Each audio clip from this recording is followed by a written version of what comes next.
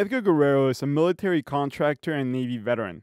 He didn't know it at the time, but when he bought a home in the eastern Chula Vista neighborhood of San Miguel Ranch in 2010, he was buying into one of San Diego County's Mello-Roos tax districts. This was a foreclosed home, so the bank didn't explain anything to us.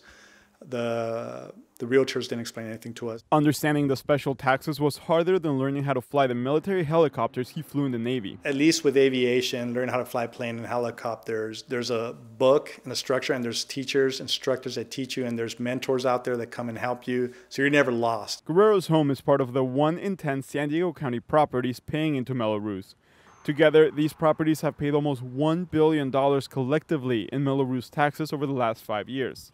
Communities that have built new housing since the 1980s have some of the highest concentrations of Mello-Roos. In San Diego County, that includes Otay Ranch and East Lake in Chula Vista, as well as San Marcos and Valley Center. Here's how Mello-Roos taxes often work. A developer who wants to build new housing files paperwork to create a community facilities district, the official name for Mello-Roos. Because the developer owns the land, the developer gets to decide whether or not to tax the land.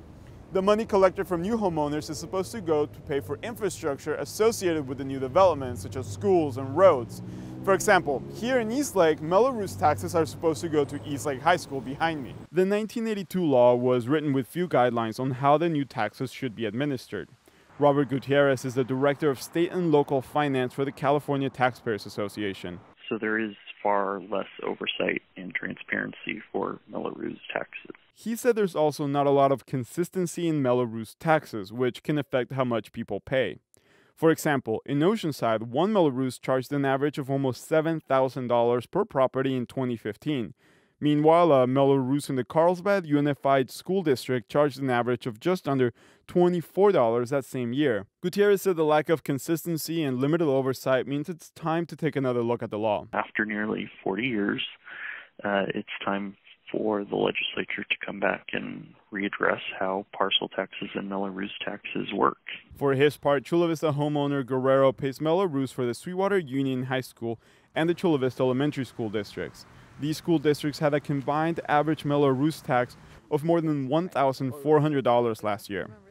Guerrero said he understands the need for Mello-Roos taxes and is happy supporting his neighborhood schools, but he would also like to see changes to the Mello-Roos law to make sure the money is used properly.